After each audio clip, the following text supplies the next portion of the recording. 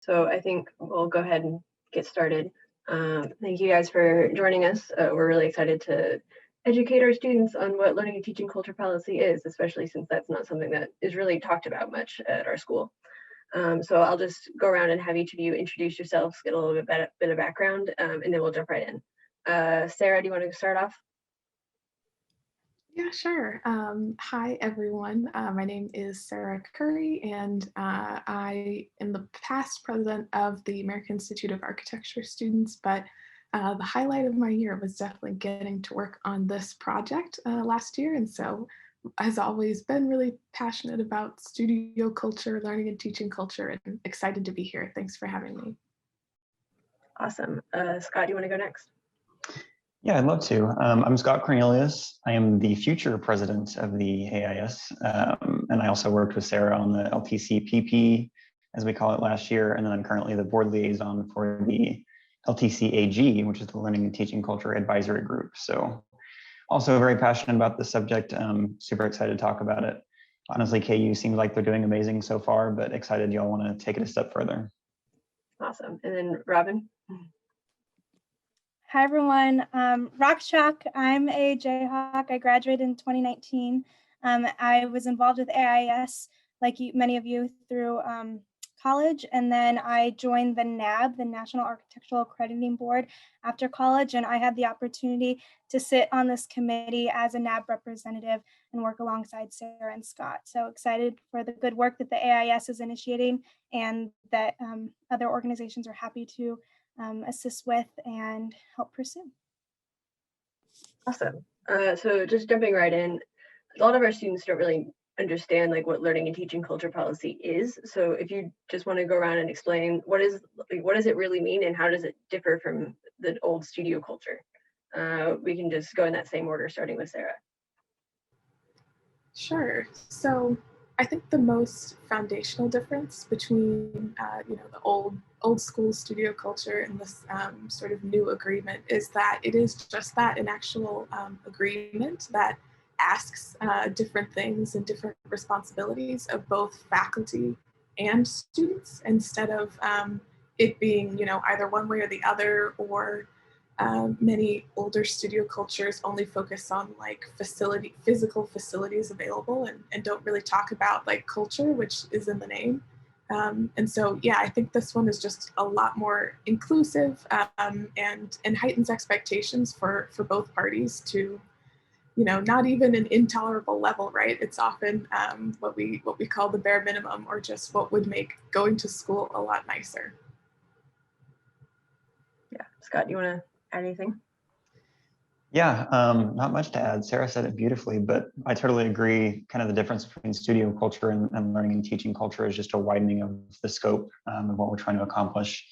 Studio culture, seems a little narrow. It was never meant to be, but it kind of became narrow over time and just applied to, we're in studio and we're doing this, and this is what this applies to. And a lot of it could just apply to physical, being at your desk, stuff like that.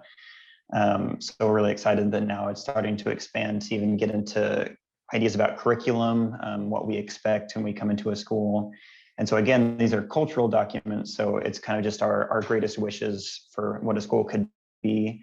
I mean, it's nothing concrete, nothing necessarily that we can enforce, but it's great that we're starting to get into those areas and starting to be like, we're paying for our education, and this is what we expect to get out of it. And this is the kind of treatment we expect. And this is the kind of health that we expect to maintain throughout the experience. So just kind of a way of giving some power to students, but also giving power to faculty and staff, just making sure everybody's on equal playing ground. Great. And then Robin, anything else you want to add? Yeah, I think I would just underscore what both Scott and Sarah said. One, that it's widening the scope, especially now with COVID and a lot of different type of modes of teaching and different ways of learning and pathways to become an architect that are starting to kind of sprout up. I think it's something that kind of addresses all the different multimodal. And then also what Sarah had said, that this is like both student and faculty. And it's just a really interesting kind of dialogue now, that it's not necessarily like this just about the student, but it's multi-way, two-way, lots of parties involved, lots of voices heard. So it's just kind of Scott said, expanding the scope for the different modes and for all the kind of parties involved. Great. So kind of spinning off of that, but I think you touched on it a little bit, but like why should we care? Like why is learning and teaching culture policy important, especially for students who don't really know much about it yet, and like why should they get involved in trying to make it for learning, teaching, culture policy better? We'll just go in reverse order. If Robin, you want to start? Sure. I have this quote that's just like really stands out in my mind that happened at a AIAS forum, and it was someone stood up on their candidacy platform and said, "I'm sick and tired of being sick and tired," and it was just something that across the whole room, everybody was like, "Yeah." And so I think it just matters because one, this is like a very tangible, actionable. Sarah had mentioned this is an agreement. This is a way to really kind of influence the day-to-day as an architecture student. And we all love what we do. And there's some things that there's pros and cons to it. And so to just try and make this a more positive experience so that we don't have to be sick and tired of being sick and tired, I think, again, that's kind of negative. I don't want that to sound negative, but it's just a way to be actionable and form an agreement and just shape the day-to-day that we have as architecture students. Yeah, I love that quote as well. I don't know who said that, but I'd love to quote them on it. But yeah, it's amazing to me just thinking about, you know, I'm sick and tired of being sick and tired. You can apply that in an emotional sense to just the experience of architecture school, but you can also apply that in a physical sense. We're all tired all the time, and you can become sick from these experiences and just from overwork and things like that. So, I mean, in relation to the question, why is this important? It's because, you know, the history of architecture school, we all know, you know, professionals and older students that are like, oh, back in my day in architecture, we, you know, walked uphill both ways to the school and we died every night and it was horrible. And we don't want that experience. Just like Robin said, you know, this is negative, like saying we're sick and tired is negative, but that's because a lot of experiences up to this point have been negative. And that's not something to glorify. It's not something to perpetuate. It's something that we need to combat. And that's exactly what these policies are doing. So if you're sick and tired of being sick and tired, that's why it's important. Yeah, no, I think you all really hit it. If anything, I'll just like take it up another level and scale, right? Like how can we expect people to want to be architects and designers if getting to that point is just so difficult and really robs you of what you love about the field and the vast different options that you can go with your degree. You know, it doesn't make any sense from like an economical standpoint. And it's really detrimental, I mean, from a school's perspective, to be so well known for how poorly this degree affects its individuals. Yeah, I feel like you all hit that right on the head. I, again, love that quote, the sick and tired. I didn't say it. I don't remember the name of the person who said it, but yeah. It was impactful. Yeah. And so I'm sure like that, all that inspired you guys. And so like, how did this model document come about? Like when, like the learning and teaching culture policy, the one that was published in the last year, how did that come about? Start with Scott and then Sarah and then Robin. Yeah, so I mean, in a long-term sense, things like this have been coming about for a long time. You know, studio culture as a concept kind of started back in the 90s, and I could do the whole spiel over the history of studio culture. I won't get into it that much. But I think it was around 2019 when the decision was made to change to learning and teaching culture policy from studio culture policy, and just to start to really enforce and make a better impact, because people had known what studio culture policies were for a long time.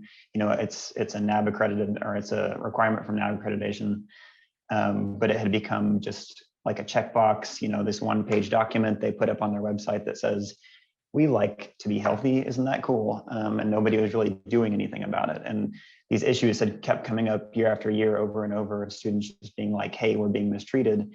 Shouldn't we be doing something about this? What's going on? How can we help?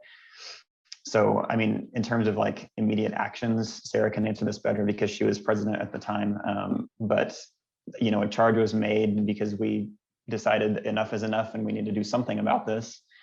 And just looking at these studio culture policy for the last few years between different schools, you can see that no one had any concept of what this should actually be. Every school kind of did their own thing, and that's cool. We love, individual cultures of different schools, but we just wanted to make sure that there was some base point and that we were covering all the bases, because most of them either were just, physical spaces kind of stuff, or they weren't covering anything that we wanted to focus on.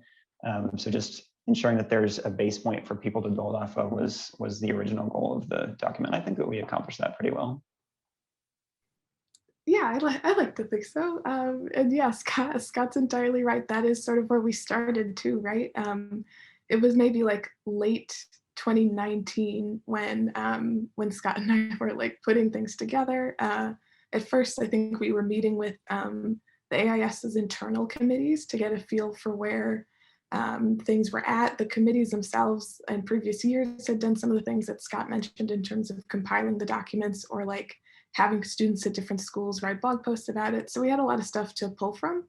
And once we had sort of identified what the starting point could be, that's when I reached out to the current presidents of the allied organizations at the time, asking for representatives who were brave enough and willing to join us in this journey of sort of putting pen to paper and putting our money where our mouth was, essentially, and actually outlining what we thought would be good recommendations for how a model learning and teaching culture policy could actually be implemented. And of course, the supporting documents to make that happen, right? Because we didn't want to just put out a thing and be like, we're not sure how you get from point A to point B, but this is all we got. So it was a tall order. It was a lot of, and it turned into a really wonderful process, but it was definitely arduous to get there. But luckily we had a really great team. And maybe Robin, yeah, you can pick it up from there about what our meetings and stuff entailed. Absolutely. I would agree. It was a tall order, but the AIAS just took it and ran with it, and you guys championed this, and it was really, really awesome to see. What was right when I was, again, a part of one of the ally organizations, and they equipped us with what Sarah had alluded to, is all the studies and mention of all the work in the history that has come up until then. And now it's culminating in this document that the AIS, again, championed, and it was an amazing process. I thought it was really interesting, though, too, because I think this was kind of written in the report, but there was a forum where a lot of organizations got together in the architecture industry, and it was neat to collaborate. And so Sarah took that and was like, oh, we should collaborate on this too. And I thought it was really interesting that as we were kind of making this document of all these aspirations that we have for learning, teaching, and culture policy, studio culture, what it used to be called, how much that also is like the culture of the industry, and how we were collaborating as we were writing this, and how we want our industry to be collaborative and stuff too. So it's just, it's a document that is specific to students, but I also think there's a lot of themes and things that just are industry wide too. So it was a really great process, and good job AIS for rising up to that tall order, because it's definitely impactful. And I think this document is helpful and actionable. Awesome. And so while you're making that document, what did you guys find was like the important things for you to include in that first document? And then have there been any changes in priorities that you feel have, like, since that document has been published? Like, what would you go back and change if you could? Sarah, Robin, Scott. Yeah, I guess I'll tackle the first and maybe slightly easier question, which is what arose as being important throughout the process. And I think there were, it was interesting, during some of the meetings, there were things that we were feeling were so obvious, like, why would we even include this? And it was stuff like, you have a right to not getting your stuff stolen from you, like whether from other students or like from, the outside world.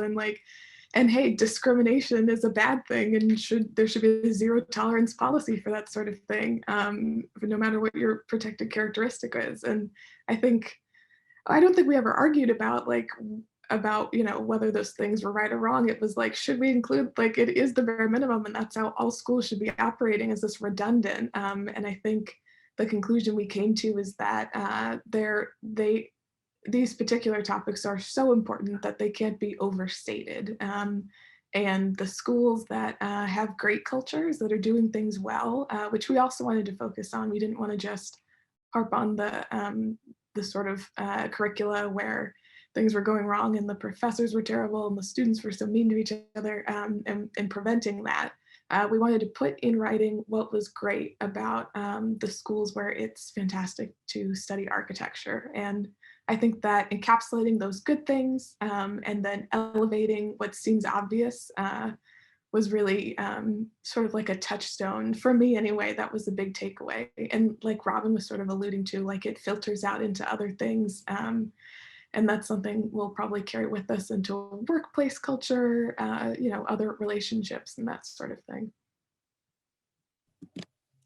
Yeah, build on what Sarah said. I think a lot of the things, you're right, were definitely things that you can't say it enough. But what was interesting is we actually got really specific into sometimes like the wording of things, the lingo, because we didn't want there to ever be maybe someone taking liberties or kind of interpreting it differently. And so it was things that can never be overstated, but it was also a careful curation of the wording, because this is an agreement, and how can we best protect the students by making sure we have all these bases covered. We say it in a way that's enforceable. We say it in a way that there's maybe no gray area. And so everybody feels protected to the best of our capability as we were writing this document.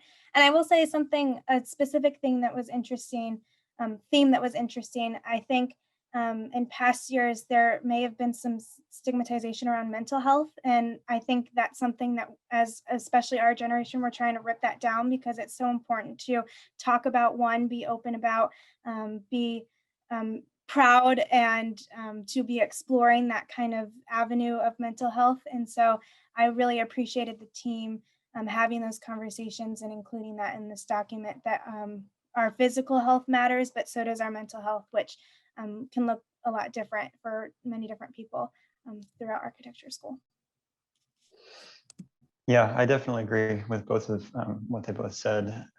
So for me, I think a lot of what I focused on as a theme, or kind of, you know, my own personal values when we were writing the document, was just conversation and ensuring that we're communicating and getting lots of perspectives.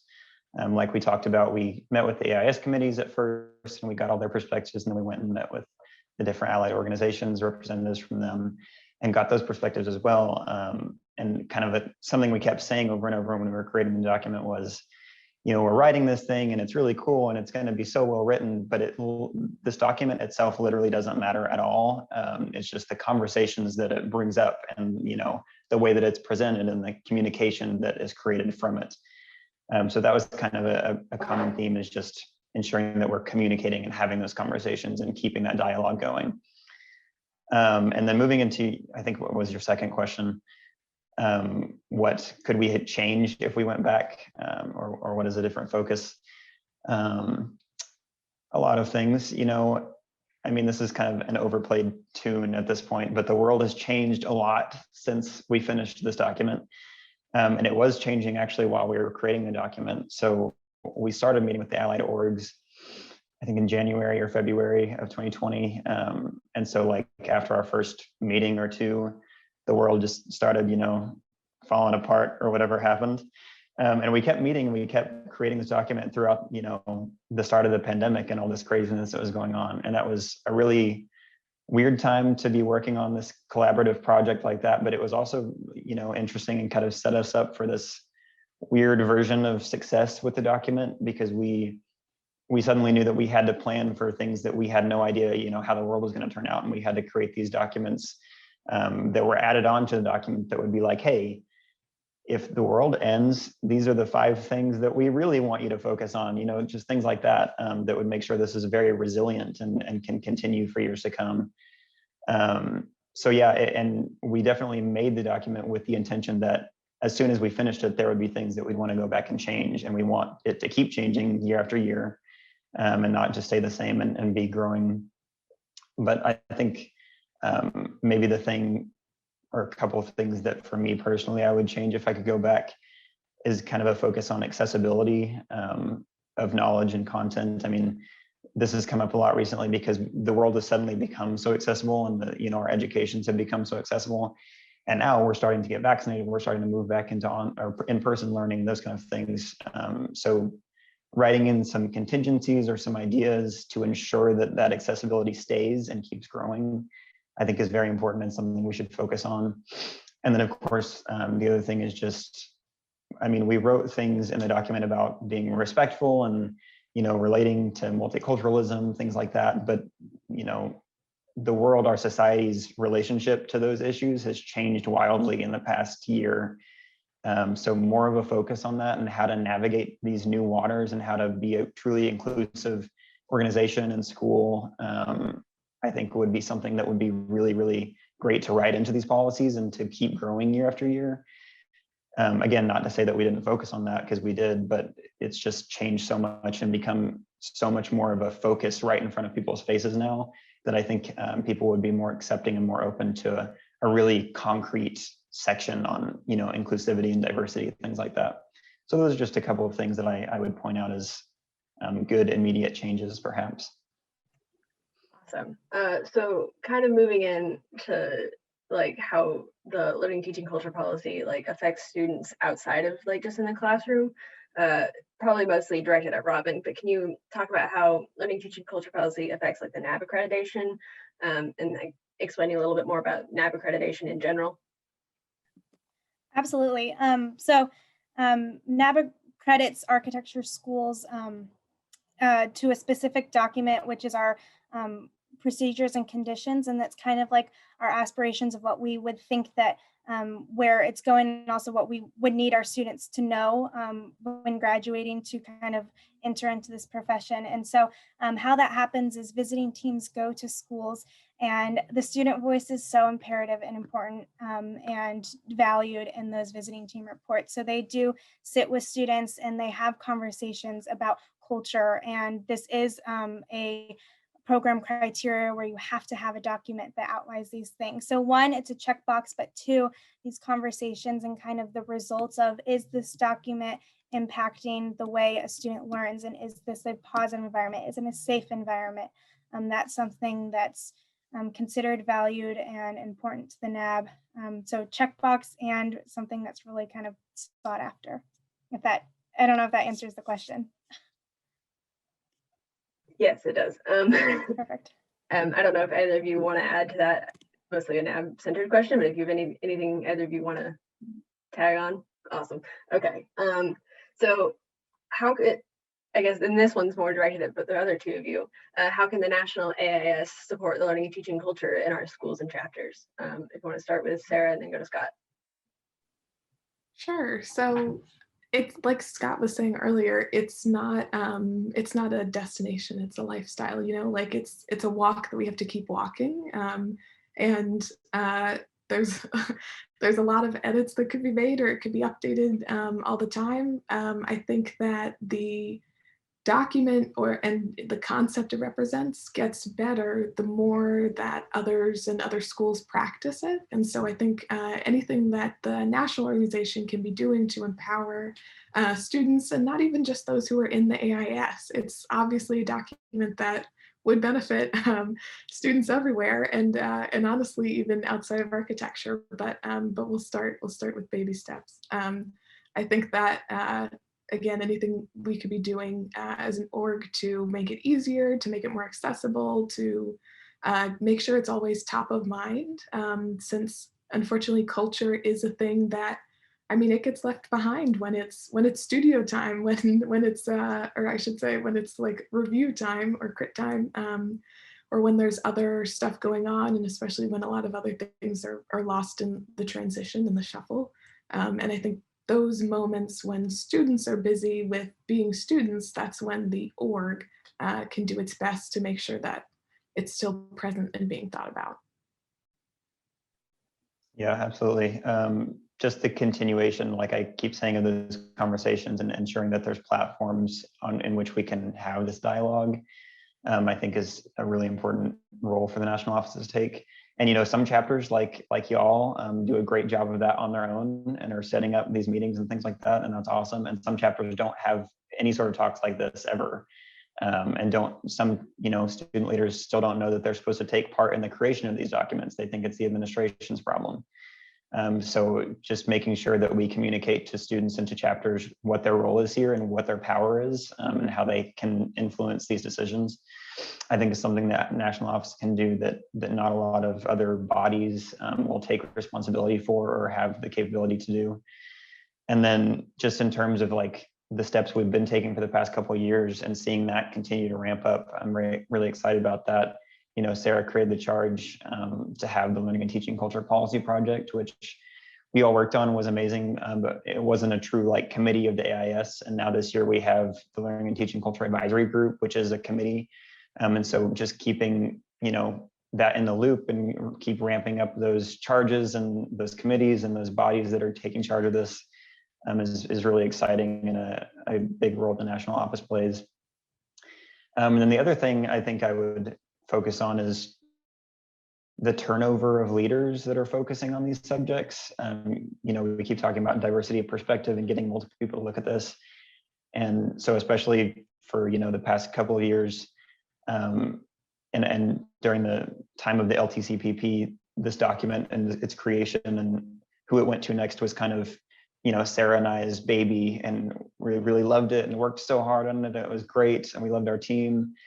But it's so important that like somebody takes it away from us and changes it and makes it their own. And that keeps happening year after year after year, because, when it first starts out, it's kind of the reflection of the people who first created it. And while we try to be inclusive, we just can't include everyone. We can't be every perspective.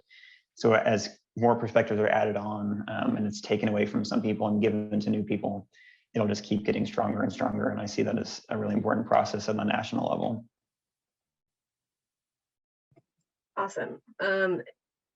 So can you talk a little bit about how like we as a student group can go around and like work with our faculty to start developing a better policy, and like how we can make one that's somewhat enforceable, and just like, generally how we start to go about that process of working together with faculty? Scott, Sarah, Robin, I don't know. Yeah, absolutely. So this is the real, nitty-gritty, difficult part of learning and teaching culture policies, not the writing of it. That's easy, and well, it's not easy, but it's fun and stuff like that. But having the conversations with faculty and making sure that both or all parties know where they stand with each other is the really difficult part. So that can vary a lot from individual to individual, I've found. And in creating the model document, we try to maintain this kind of vibe where, again, we're setting a platform, and you and your school should grow your own document from that based on your own culture and what's happening and what your leadership style is. And so I see that as relating to those conversations a lot, because for me personally, when we first started getting into, these issues of relationships to faculty and how students are influencing the learning and teaching culture policy, I took on, kind of the vibe of I want to meet individually with the head of the school, and I want to meet individually with this one professor who really hates studio culture policy for some reason. And that's just not the approach everyone takes to it. Some people have larger groups go in and, go on the attack. Some people want to create these personal connections. Some people want to have big town halls and bring everybody together. So I would say just finding your niche and what works best, not only for you as a leader, but for your school, and what will be most beneficial and kind of a positive path instead of, I won't say that occasionally you don't have to go on the war path when it comes to learning and teaching culture policy, because sometimes you do. Sometimes there's people that don't believe this is important and you have to aggressively convince them. But just finding different ways to relate to these and to have those conversations and choosing which one has worked best, I think is a very important process to go through, and it takes a long time. And again, it's kind of the harder part of this, is being somewhat confrontational and choosing where to have those conversations. But I would say, if that's a good answer to the question. I forgot the exact wording of your question, but that's my general thoughts on that. Yeah, no, I think that was great, Scott. I think it does take a village, right? You need like a huge group of passionate people, but passion, exhibits itself in a lot of different ways. I think if we're talking about different kinds of leaders, right, meeting up with different kinds of faculty, you're going to need, almost like any good football or basketball game, you're going to need to be evenly matched, if you will. And so I think having a big team behind you and making sure students always remember that they are one team. I know I come from a school, and I'm aware of other schools where sometimes you forget that we're all on the same team. We're all moving towards something positive, even if we have different ways or different levels of aggression in achieving that. So yeah, again, it takes a village. The other point I think that's important to make is that it's a long game. It's a marathon, and even though you might, first day of school, and you're like, wow, look at all these things that were wrong, and here's everything I learned over the summer, like at grassroots and like from other, peers and that sort of thing. How can I make sure the culture is great tomorrow? And unfortunately, it takes time to have these conversations, to convince people, and even beyond that, when you're trying to implement a policy that even looks remotely like the model document, you have to get to a level that is close before you can implement it. And then even when it's been signed and approved by everybody, you have to recognize that your school might still not be operating at that level, even when it is accepted by everyone and in play. And that can be annoying for students, and it can be something that we don't want to accept too, when teachers are like, well, we could never do this, in the amount of time you want us to do it. And you have, as students, have to say, like, that's okay, it's something that we aspire to, and as long as we set that as the goal and we're always working towards the goal, then that's all right. And I don't think when we were writing the document, I think we were all like, wow, this sounds like a great school to go to, one that acts this way. I don't think any of us expected necessarily for any school to be like, I'm a 10 out of 10, A+ in every single area. But that's what makes it a great cohesive document, is that there's something to work through, and sort of a way to keep your eyes on the prize, depending on what you're lacking, I guess.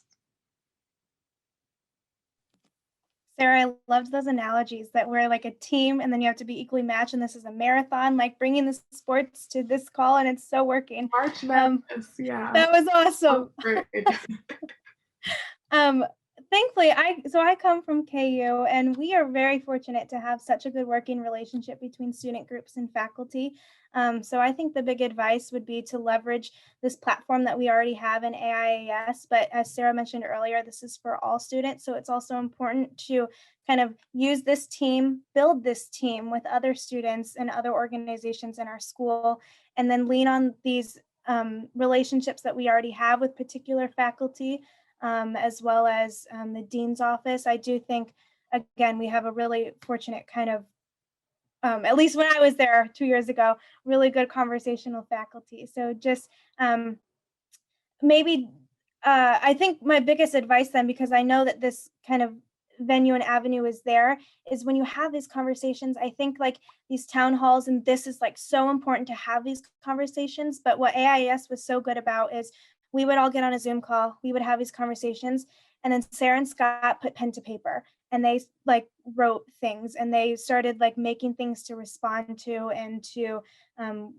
just this, we have now a model document that you guys can start with. But as you have these conversations between students and faculty, just make sure, I think this could be on the students to say, okay, we're going to take this, we're going to write this, and then, oh, by the way, how does this look? I think it's really important to be actionable and get pen to paper soon and fast, and kind of document all this so that a document will come out of this and not just good conversations. Yeah, that's great. We kind of building off of that, our faculty in particular has seemed to be overwhelmed, obviously, with COVID and trying to make everything work and budget cuts and everything. And so we don't want to like overwhelm them with like being like, hey, and here's another thing that we need you to look at right now.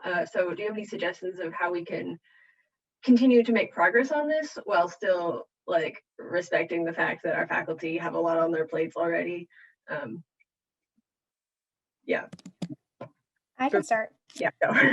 I would think that it's I think this is especially timely right now because of COVID and everything. So almost like um I totally understand that they're overwhelmed, but what they're doing and what they're already thinking about and how they're responding to COVID is relevant to this too. So it's not as burdensome as it's like this and that, and they're separate. I think it's just as we continue to respond to and think about the pandemic, because the things that we're responding to is like the mental health of the students, the accessibility of the students, the budget cuts of the school and what that means for our physical facilities, which is also important in studio culture and stuff. So I just think this is kind of a part of the conversation, the hard conversations that are happening. But with that said, this is timely. And so to maybe kind of position this conversation as a plus and instead of like this is a whole new problem to take on. It's part of the problem and it's part of the solution to what they're talking about right now, I think. Right. I mean, if anything, this model document should make what faculty and administrators, right, are dealing with even easier, because what I like to think anyway is that it really helps spell out again the bare minimum, right, of what is going to make this transition back and forth every day. It feels easier for students and faculty, and it sort of makes some things that maybe were once gray more black and white.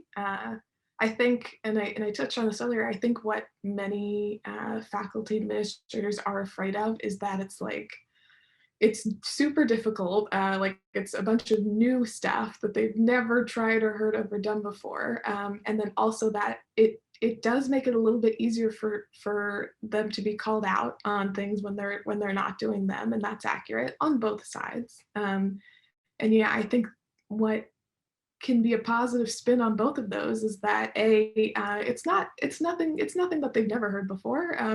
A lot of the things in the document are things either that I'm sure they would agree with, like if they were not pressed, and I'm sure there are things also that they might remember even from when they were students, and everyone's going to have different opinions about most of the topics, but I think it's also just something to keep in mind and to use as a checklist. It's a tool. It's not necessarily like another benchmark that they have to hit. And in this world where we're all taking all of these webinars and these like extra classes and everything, as we've been saying all along, it's a long game. It doesn't have to be like, like 6 hours of training that you have to fit in. It's, hey, let's have this conversation today so that you're thinking about it tomorrow, so that when I see you in class next month, we could talk about it again and see how far we've gotten in that time. Yeah, so I appreciate the fact that professors are overwhelmed, and it's actually a really common thing for students to be saying that these days. And it's like amazing how sympathetic students are to professors' plights and how much they want to help them, and that's awesome. So something I try to keep in mind is that students are overwhelmed too, and who's there to help the professors, the people in charge, the administration. They help the professors. They meet with them all the time. The professors have a big say in what goes on in the school, but who's there to help the students? And it's you guys, it's the student leaders. So your job as student leaders, yes, you should definitely keep in mind that the professors are overwhelmed and they're going through a lot, just like everyone is. But your actual responsibility is to represent the students and to be their voice and stuff like that. So continue the sympathy and the empathy, but be a powerful voice for students. And something else to keep in mind is that this document, professors shouldn't be opposed to helping with it because it's for them, and it's also for students. It's not just one or the other. If maybe like some smaller tips for just convincing professors to help you with this could be like, hey, don't you hate it when like students are disrespectful to you or show up late to class or don't care about their education? And they're like, yeah, that's the worst. And you're like, well, guess what we have? This document, let's work on it. So just little like play into their, what they're focused on, and what will help them. And then, everybody has little tips for actually dealing with these things. But another example is a lot of faculty and professors are just scared of the word policy because it's so concrete and it's so like, oh no, a policy, they're like trying to overthrow us or something. But they'll be a lot more open most of the time if you go up to them and you're like, hey, we'd like to talk to you about our learning and teaching culture. Just leave off the word policy and they'll be like, oh yeah, I'd love to talk about that. We care about you so much. And then, you bring out the policy and they're like, whoa, but it's too late. You already got them. So just little things like that, trying to make sure that they understand that it's not just students. And a way to do that is to find a sympathetic faculty member and put them on your committee that's working on this. And then if you have a faculty member that's like, I hate studio culture policies, be like, well, this faculty member that's your friend has been working with us and it represents you on our committee. So just keeping in mind that while students really lead this charge, it definitely includes everyone and that should be communicated to everyone. That's awesome.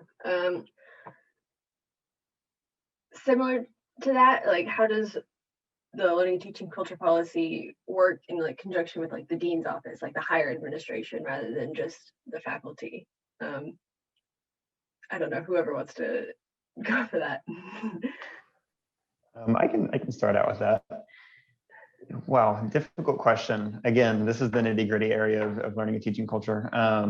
So different schools can take different approaches to this. Typically how I try to see learning and teaching culture policies is as an agreement 3 ways between students and faculty and administration, because in a lot of cases, administration is completely separate from faculty and they often have opposing views, and sometimes they need a document like this just as much as students do to have that relationship and keep that up.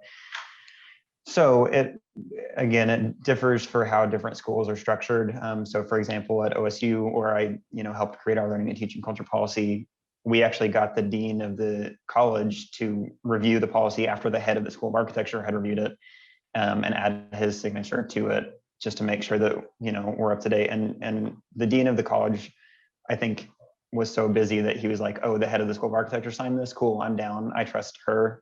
And so then you have the administration on board and they've signed this and they've agreed to it and they're beholden to the things that you wrote in it.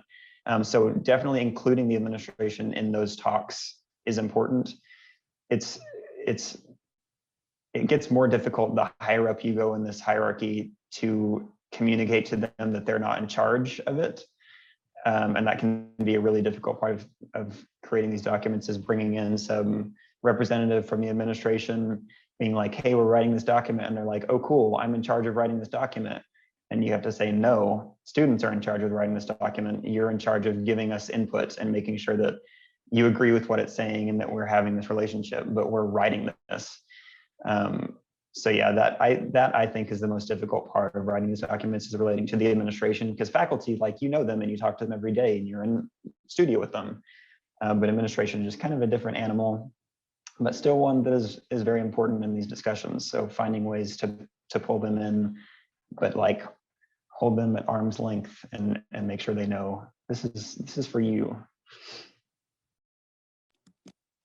Yeah, I after I'd finished talking about that, the previous question, I was also thinking, and this ties perfectly into, when you were asking about faculty, and I could imagine, having gone to KU too, there might be some particular faculty that are specifically overwhelmed, and these might have been our touch points as student leaders, at least traditionally in the past. But I want to remind kind of all student leaders that there's lots of touch points that you can kind of like have this conversation with. And if there's somebody who's too overwhelmed right now, there's other places that you can go and turn to and try and have these conversations. And that includes like the dean's office and kind of going into administration and stuff like that also, because I will kind of agree with what Scott said, that this is important, that this is kind of like a grassroots initiative, at least for getting voices and writing things that kind of pertain to everybody, but it is crucial for adoption on higher levels so that will permeate and be adopted on throughout the entirety of the organization. So to your kind of original question, the second question, I think it's very, very important to continue to have that document go up and through hands and read through. And though maybe not, again, what Scott said, grassroots level, like this is our document. However, it's so imperative to have champions at higher levels, because that's just for organizational vibrancy of like all of it for everybody to then feel validated and also trust in this because the leadership has signed off on it, I guess. So I think it's very, very important. Totally. And I think in identifying sort of what your strategy is to get in there, I think one of the foundational pieces is also knowing who and what you're up against. So if that means that you think you're going to get a lot of people saying like, oh, well, we can't adopt a policy because like, you know, the university hasn't even approved it or something like that, then that's good info to know like up front when you're sort of starting this campaign, because you don't want to go in guns blazing and then they've got you like blacklisted or something.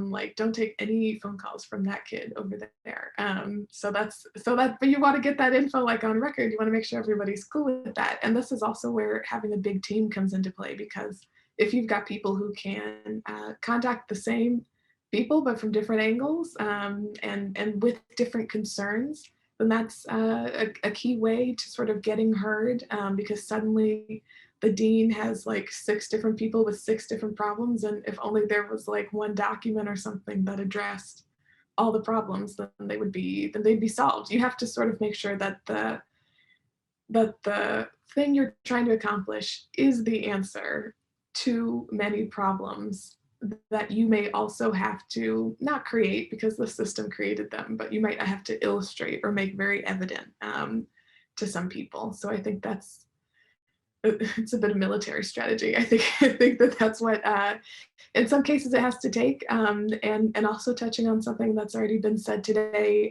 sometimes that has to stretch over a couple years of turnover, depending on whether that's student leaders or just students in general. But you have to make sure that it is a persistent issue, because you definitely don't want it to be like, you know, a situation where a dean or associate dean is like, well, I don't think anyone's complained about this lately. This is the first I'm hearing of it. You definitely want to make sure that that there is a legacy of grievances that again can be solved, right, with this one solution that students have crowdsourced. Awesome.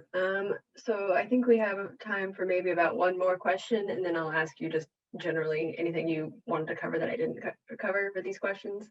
But how does the learning teaching culture policy address issues of mental health and work-life balance, and how can we specifically help to solve those issues, and like how can we advocate for students' physical and mental well-being through this policy? I don't know whoever wants to go first. I can go first. So I think that my best answer for that question is just continuous advocacy. Obviously, we try to include a section on every learning and teaching culture policy, and it's included in the model document. You know, specifically, I think we wrote school life, work balance, something like that, trying to include every aspect of a student's potential life. But there's no one size fits all answer for how to manage your time, or how to make sure that your time is being managed well. So if you write that into your policy and you say the school and the students agree to, you know, ensure that students are being as healthy as possible and are being communicated what a good time management strategy is, things like that, then you have this platform for later on when those issues do come up, because they will. It won't just solve the problem. Later on, some issue will come up where students are being overworked and they have this deadline that's insane and they have 5 deadlines on top of each other. And that's when you go back and say, you agreed in this document to help us in situations like this. And they'll be like, oh, we didn't know that it was this bad. You're whipping out this policy at us. Thanks. So just continuous advocacy on each individual topic, each individual issue. And over time, you know, if you keep pulling out this document and saying, hey, this is a problem, hey, there's a new problem, guess what's happening today, they'll hopefully get better and better at scheduling time and making sure that students have those breaks and are being healthy, and they're creating a curriculum based around this document. And that's just because you've enforced that habit over time, not because when they're creating the curriculum, they actually look at the document and read it and say, this is what I should do because this is what the document says. but because of actual instances where you have used it, as your own sort of power. So just continuously saying it over and over, and ensuring that you're not just letting those instances slip by. Because I've seen a lot of schools where they're like, we don't know what to do. Like the faculty is putting all these deadlines on top of each other and we don't know what to do about it. And I'm like, okay, have you referenced your policy to them? Have you mentioned it? And they're like, no. I say, well, now you've created this precedent for not referencing the policy and not using that power that you have. And so it's going to be harder and harder each time you don't do that. So that's really the first step, is just coming out right when the first issue happens and say, this is a problem, we don't like it, let's change this.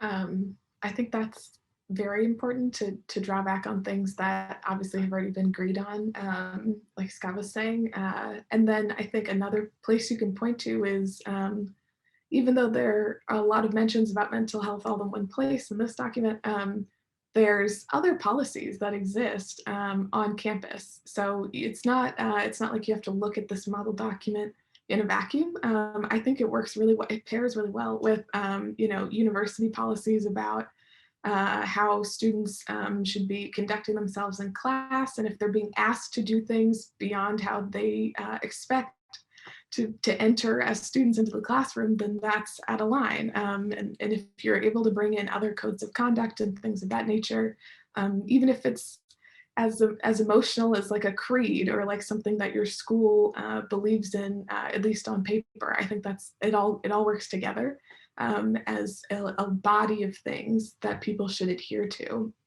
You also asked about like maybe where in the document we specifically talk about mental health.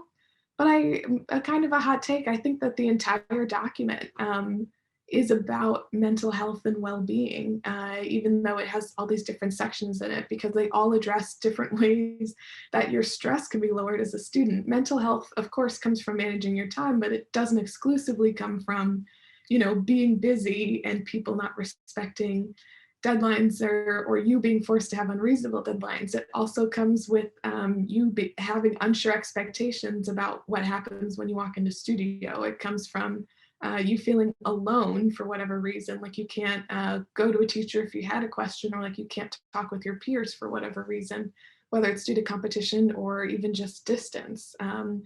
I think you're going to end up stressed if you don't have a collaborative community, or if you know that no matter what you do, your critique is always going to make you cry. Like that all comes together in a really unfortunate mix, and you have to chip away at all of them, not just saying like, oh well, we'll do yoga for 5 minutes in the beginning of studio and then you should be fine.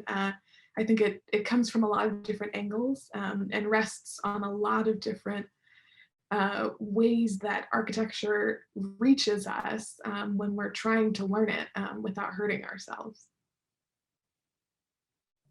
Sarah, I think that's such a good point, that it comes from, like, mental health is across all of it, and it comes from so many different angles. And the way the model document set up is it does have like kind of pillars, like Scott had mentioned. School life work balance is one, it's F, and then G is diversity and solidarity.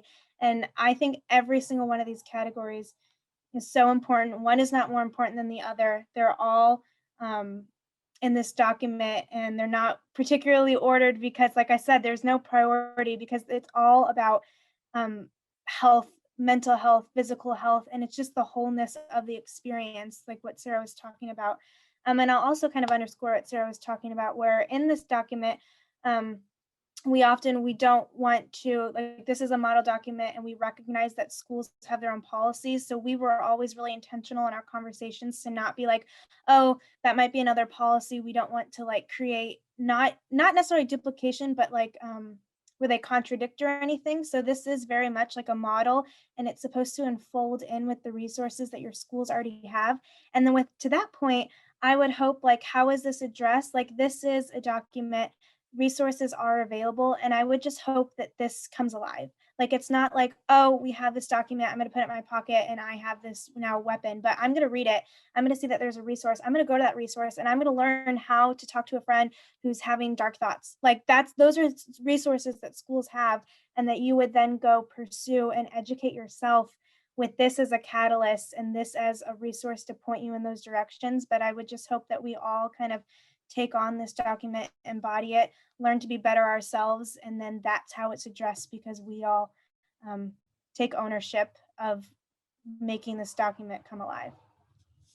That's amazing. Yeah, I agree with everything you guys said. I feel like stressing like mental health and like just health in general as like a reason to want to pursue this learning teaching culture policy is a great way to get students to really feel like they are empowered to like advocate for themselves. And so that's awesome. Just to close it out, if there's anything that you wanted to talk about and you didn't feel like I asked a question that allowed you to talk about that thing, go wild. Have some final words of wisdom.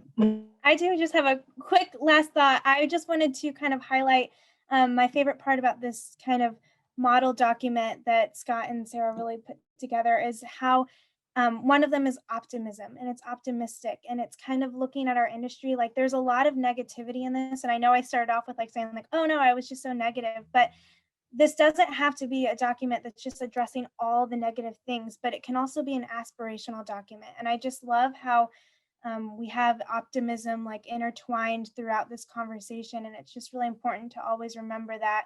And just remember, like I said, this kind of reflects what the industry is, and that the students' optimism for the industry, like it's important to be optimistic in this process too, and to write and to have values and have things in studio culture policy that kind of direct our perspective that direction. Yeah, I think my closing point would just be that there are a lot of, I remember being a student at Auburn and feeling like, wow, things are pretty great, I guess. Like our faculty is nice. We have a lot of resources and stuff.